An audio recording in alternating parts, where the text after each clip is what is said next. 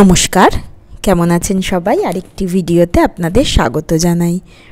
এখন আমরা মালিয়া পার্ক থেকে বেলুরের উদ্দেশ্যে যাচ্ছি। এখান থেকে বেলুর 42 কিলোমিটার, মানে যেতে এই 1 ঘন্টা 10-15 মিনিট মতন লাগবে। তিনিশা ঘুমিয়ে পড়েছে। আমরা হুগলি জেলায় ছিলাম, আমরা যাচ্ছি এখন হাওড়ার উদ্দেশ্যে।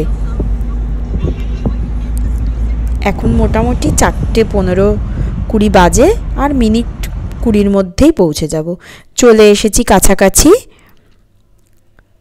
এটাই মেন গেট। বাসে করে বা গাড়িতে আসলে এই গেটটা দিয়েই আসতে হবে, আর যারা ফেরিতে করে আসে তার জন্য একটা অন্য গেট আছে, ওখান দিয়ে আসতে হয়।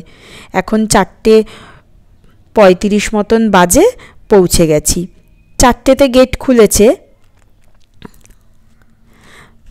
চলুন এবার নামবো, ঢুকি। বহুদিন বাদে বেলুরে আসছি। এখন তো বিকেলবেলা, সকালের দিকেও দারুণ লাগে পরিবেশটা, এত শান্ত নিরিবিলি। তিশান ঘুমিয়ে পড়েছে। এপ্রিল থেকে সেপ্টেম্বর মাসে সকাল 6:30টায় খোলে, 11:30টায় বন্ধ হয়, আর বিকেলে 4টে খোলে, রাত্রি 9টায় বন্ধ হয়। আর অক্টোবর থেকে মার্চ মাস সকালের টাইমটা একই থাকে, বিকেল 3:30টায় খোলে আর 8:30টায় তখন বন্ধ হয়। এই যেটা হচ্ছে কনভেনশন সেন্টার। মেন গেট থেকে মিনিট 5 হাঁটলেই মন্দির। আমরা এখন মন্দিরের দিকেই হাঁটছি। চারিদিকটা সবুজ, অসম্ভব ভালো লাগছে পরিবেশটা। তিনিশা ওর ঠাম্মির কোলে, আর তিশান ওর দিদোর কোলে। তিনিশা জেগেই আছে, কিন্তু ও কোলে উঠবেই, ভাই যেহেতু কোলে উঠেছে। আর এই যে দেখুন, বাঁদিকে হচ্ছে মিউজিয়াম মতো। তো এখানে আর আজকে ঢুকছি না আমরা, এই গেট দিয়ে ঢুকলেই বাঁদিকে মেন মন্দির। দেখুন কত আম হয়েছে, এবারে প্রচুর আম হয়েছে, সব আম গাছেই দেখছি। এই ডান দিকে হচ্ছে বিনামূল্যে জুতো রাখার ঘর, আর প্রচুর পানীয় জলের ব্যবস্থাও আছে ভেতরে। এখন মোটামুটি 4:45 মতন বাজে, বিকেল। অনেক লোক আজকে। এটাই মেন মন্দির। 1897 সালে স্বামী বিবেকানন্দ হুগলি নদীর পশ্চিম পাড়ে এই বেলুর মঠটি প্রতিষ্ঠা করেছিলেন। রামকৃষ্ণ মঠ মিশনের সদর দপ্তর এই বেলুর মঠই। অনেক জায়গায় তো অনেক মিশন আছে। আর এই যে এটা দেখছেন, এটা হচ্ছে বেলুর মঠের প্রতীক বলা যেতে পারে। স্বয়ং স্বামী বিবেকানন্দের ভাষায় এই ছবির ঢেউ খেলানো জলরাশি কর্মের প্রতীক, পদ্ম ভক্তির, উদীয়মান সূর্য জ্ঞান, ঘিরে থাকা সাপটি হচ্ছে যোগ, আর জাগ্রত কুণ্ডলিনী শক্তির প্রতীক, আর রাজহাঁস পরমাত্মার প্রতীক। আমরা মন্দির থেকে বেরিয়েছি। এই বাঁদিকের ঘরগুলো হচ্ছে এখানকার অফিস। যারা ভোগ খেতে চায় তাদের এই অফিস থেকে সকাল 11:30টার মধ্যে কুপন কাটতে হয়। আর ডান দিকের এইটি হচ্ছে স্বামী বিবেকানন্দের ঘর। দূরে দেখা যাচ্ছে, সিঁড়ি দিয়ে উঠতে হবে, ওখানে ছবি তোলা বারণ। তো ওই ঘরেই স্বামী বিবেকানন্দ থাকতেন, আর এই ঘরেই 1902 সালে উনি মহাসমাধি লাভ করেন।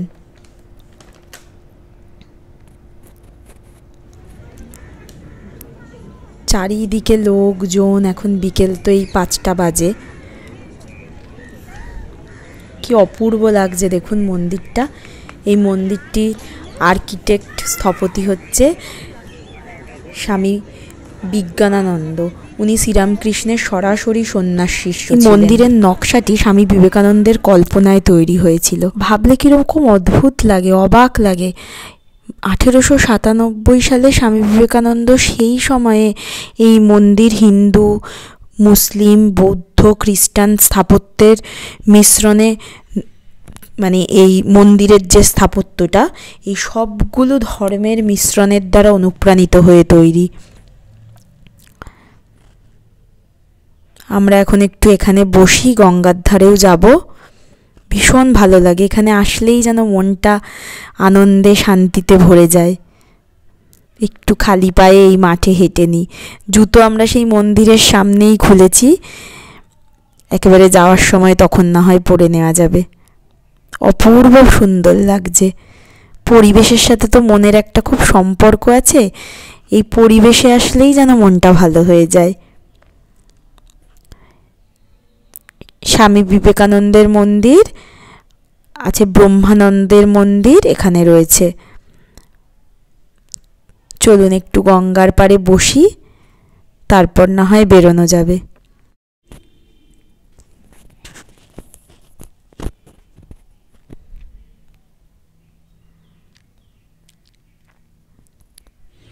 কত কৃষ্ণচূড়া গাছ চারিদিকে। আর এটি হচ্ছে স্বামী বিবেকানন্দের মন্দির। এইখানেই স্বামী বিবেকানন্দের নশ্বর দেহ অগ্নিতে সমর্পণ করা হয়েছিল। আমরা এখন ফেরিঘাটের দিকে যাচ্ছি, ওখান থেকে আমরা লঞ্চে করে দক্ষিণেশ্বর যাব। আর গাড়িকে বলা হয়েছে রাস্তা দিয়ে আর কি চলে যেতে দক্ষিণেশ্বরে। এটা হচ্ছে ফেরিঘাটে যাওয়ার রাস্তা। আসলে তিনি সাথী শান্তিতান ওরা সবাই যাতে লঞ্চটা চড়তে পারে, ওই জন্যই আমরা লঞ্চে করে যাচ্ছি, গাড়িতে করে আর যাচ্ছি না। বেলুড় মঠ থেকে মিনিট 5-7 হাঁটলেই ফেরিঘাট, কিছুতে ওঠার প্রয়োজন নেই, কোনো হেঁটেই যাওয়া যায়। চলুন যাই। এই রাস্তায় বেশ অনেক দোকানপাট রয়েছে।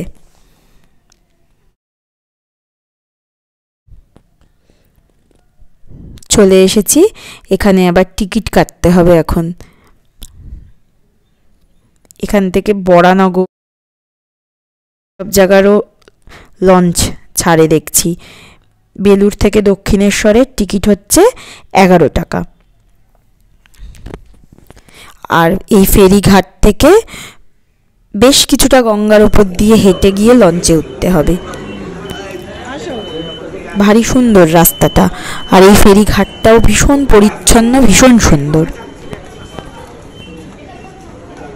চলুন যাই, সবাই আমরা যাচ্ছি। আলাদা আলাদা জায়গা রয়েছে, একটা দক্ষিণেশ্বরের দিকে, একটা বরানগরের দিকে। এখানে টিকিটটা স্ক্যান করে নিয়ে ঢুকতে হচ্ছে। বলে দিচ্ছেন যে টিকিটটা ফেলতে না, ওই দক্ষিণেশ্বরে নামার পরে টিকিটটা আর কি ওদেরকে জমা দিতে হবে। এই যে সবাই লঞ্চের দিকে যাচ্ছে।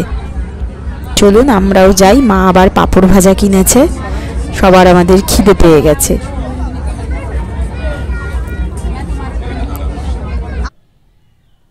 অপূর্ব লাগে এই পথটা আর কি, বহুদিন বহু বছর বাদে যাচ্ছি। এখান থেকে 30 থেকে 35 মিনিট মতো লাগবে লঞ্চে করে যেতে। প্রচুর মানুষ উঠেছে, বসার সুন্দর সিট রয়েছে। বহু আগে এরকম এতটা ভালো সিস্টেম ছিল না, সময়ের সাথে ভারী সুন্দর হয়েছে। এখান থেকে বেলুড় মন্দির পুরোটা দেখা যাচ্ছে। স্বামী বিবেকানন্দের মন্দির, ঘর, ব্রহ্মানন্দের মন্দির, মেন মন্দিরটা এই যে দেখুন, অপূর্ব লাগছে। আর এখন মোটামুটি সন্ধ্যের মুখে মুখে, তো 6টা বাজে প্রায়, তো সন্ধে হয়ে আসছে, তো পরিবেশটাও অপূর্ব ভালো লাগছে দেখতে। এই যে বেলুড় মঠ। এই বেলুড় থেকে দক্ষিণেশ্বর যাওয়ার লাস্ট লঞ্চটা ছাড়ে হচ্ছে সন্ধে 7:30টায়। তো কেউ যখন আসবেন এই টাইমটা একটু মাথায় রেখে আসতে হবে। এই চারিদিকে দেখছি দুপাশে বেশ অনেক ঘাট পড়ছে, আমি ঠিক জানি না এই ঘাটের নাম।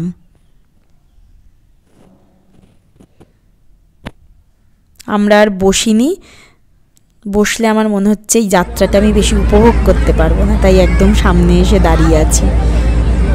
বালি ব্রিজ দেখা যাচ্ছে সামনে, ওই ব্রিজটার তলা দিয়েই আমাদের এই লঞ্চটা যাবে। মারা বসেছে, অনেক লোক। যে রেড কালারের যেটা, ওটা লাল বাবার আশ্রম। বেলুড় থেকে টোটো করেই যাওয়া যায়, কাছেই। আর পাশে একটা দেখুন মন্দির দেখা যাচ্ছে। বলবেন তো কমেন্ট করে ওটা কোন মন্দির, আমি না নাম জানি না ওই মন্দিরের। কিছুটা দক্ষিণেশ্বরের মন্দিরের মতনই যেন দেখতে লাগছে। লঞ্চ এগিয়ে চলেছে, খুব ভালো লাগছে এই জার্নিটা। সন্ধে হবে হবে। আবার এই লঞ্চের মধ্যেই লজেন্স বাদাম সব নিয়ে উঠেছে। এই কালো লজেন্সগুলো, ঝাল লজেন্সগুলো খুব ভালো লাগে আমাদের খেতে সবার। কি অপূর্ব লাগছে দেখুন বালি ব্রিজটা। এই ব্রিজের নিচ দিয়ে যাব, তারপরে সামনেই আমরা নেমে যাব।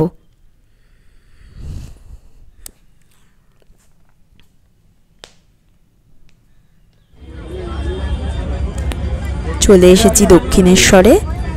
এবার ওই টিকিটটা জমা দিতে হবে, তারপরে ওই যে মন্দির দেখা যাচ্ছে দেখুন,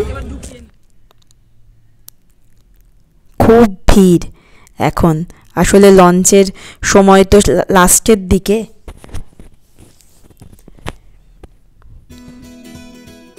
এখন ফেরিঘাটে নেমে আমরা হেঁটে মন্দিরের দিকে যাচ্ছি। রাস্তায় দুপাশে অনেক দোকান, এখান থেকে মিনিট 5-7 হাঁটলেই মন্দির, কিছুতে ওঠার কোনো প্রয়োজন নেই। আর যেখানে লঞ্চ থেকে নেমেছি ওখান থেকে ঘাট অবধি অনেকটা পথ গঙ্গার ওপর দিয়েই। ওই রাস্তাটা ভীষণ সুন্দর লাগছিল। আর এটা হচ্ছে সেই বিখ্যাত স্কাই ওয়াক। দেখি একবার উঠে দেখবো স্কাই ওয়াকে।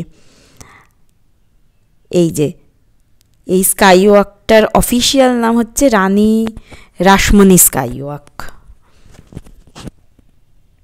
এই যে দক্ষিণেশ্বরের মন্দির এর গেট।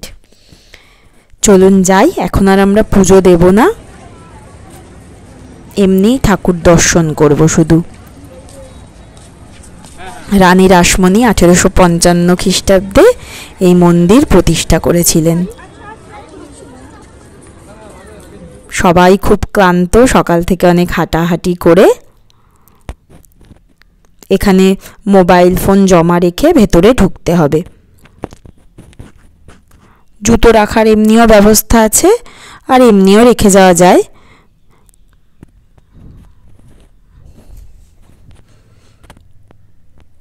মন্দির থেকে ঘুরে আমরা চলে এসেছি। ভেতরে মোবাইল অ্যালাউ ছিল না। এখন আমরা স্কাই ওয়াকে উঠছি। এটা 2018 সালে উদ্বোধন হয়েছিল, রানী রাসমণি স্কাই ওয়াক। এই স্কাই ওয়াকের ডান দিকেই হচ্ছে ফেরিঘাট, মা ভবতারিণী ফেরিঘাট, যেখান থেকে বেলুর বাজার যেখানে প্রয়োজন আর কি, আরও বিভিন্ন ঘাটে যাওয়া যায়। ভীষণ সুন্দর দেখুন স্কাই ওয়াকটা। এই স্কাই ওয়াকটা হচ্ছে পথচারীদের জন্য। এটা কানেক্টেড হচ্ছে দক্ষিণেশ্বর স্টেশন, এমনি স্টেশন, মেট্রো, ওদিকটাতে যাওয়া যায় নিচের রাস্তাটার জ্যামটাকে অ্যাভয়েড করার জন্য। বেশ চওড়া, দুদিকে রাস্তা, আর দুপাশে প্রচুর পুজোর সামগ্রী, এমনি জিনিস, যেমন তারকেশ্বরে দেখেছিলাম ওরকম অনেক দোকান আছে। এখন 7টা, 7:15 বাজে। দেখুন কত দোকান। এই দিকটা হচ্ছে যাওয়ার, ওদিকে স্টেশনের দিকে যাওয়ার, ওই জন্য এদিকটাতে এখন ভিড় বেশি। আর ওপাশটা দিয়ে মন্দিরে সবাই আসে। বেশ অনেকটা বড় স্কাই ওয়াকটা, লাস্ট অব্দি আর যাচ্ছি না। একটু ফটো তুলে নিই, এরপর বাড়ির উদ্দেশ্যে। আজকে সারাটা দিন দুর্দান্ত কাটলো, অনেক জায়গায় যাওয়া হলো। তারকেশ্বর, মালিয়া পার্ক, বেলুড়, দক্ষিণেশ্বর, সবাই একসাথে অনেক দিন বাদে সময় কাটালাম। আজকের ভিডিওটা এ পর্যন্তই। যদি ভালো লাগে অবশ্যই লাইক, কমেন্ট আর শেয়ার করবেন। আর চ্যানেলটি ভালো লাগলে সাবস্ক্রাইব করবেন।